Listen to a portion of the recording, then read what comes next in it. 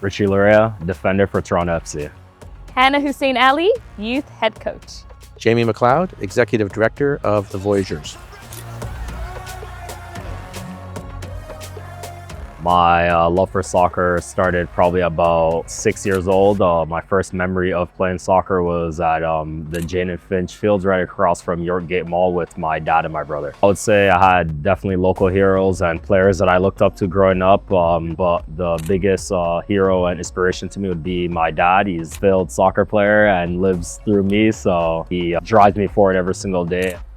I started playing soccer in elementary school around the age of 7, influenced a lot by my dad, Coach Ramir being another one, and the famous Pele with the Islamic Soccer League. From there, I played with clubs like Blue Devils and York Regent, where we won back-to-back championships. My transition from player to coach was very seamless, especially when my playing season got shut down through COVID. Started playing soccer when I was 5 or 6. My parents put me in there then, and I moved to Toronto about 20 years ago, right at the start of TFC. You know, if you roll the clock back into the 90s for me, to watch the game, you had to go to these cafes that had satellite setups, and it would be packed. I think that was 1996. I went to see Scotland versus England. And I remember thinking to myself, why can't we have this? That was actually the same year that Reza Kali in Edmonton started the Voyageurs. The Voyageurs are a supporters group. Basically, we're the crazy people that go to the game and make noise, sing, wave flags, and have a lot of fun at the games. Everyone's welcome. Soccer probably felt like my superpower around the age of 16 or 17, right before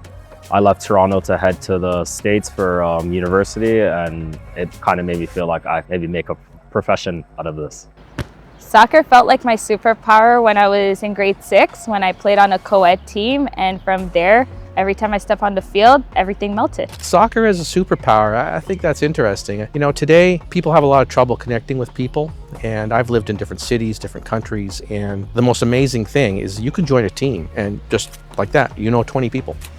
Toronto was a special place for my soccer journey as I played local, then academy, and then I was able to go over to the States for school. Toronto has shaped my soccer journey in a positive way. The people here really open doors for me. The city is full of chances if you're open to them. When Toronto joined the MLS in 2007, it just launched supporters culture in this country into the stratosphere. When I first came to those games in Toronto in 2007, it was incredible, and I ended up moving to Toronto as a result. It was absolutely a wild ride there for 15 years of TFC. Driftwood Community Center is a place that has a special place in my heart.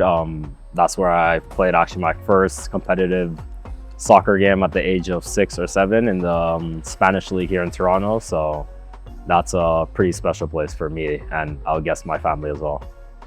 There are many places in Toronto that have shaped me as a player. My backyard being one of them, Hangar being another one, and over here, Athletic Ground being somewhere that I've made a lot of memories. If I have any advice for young players today is, when you leave youth soccer, don't quit playing.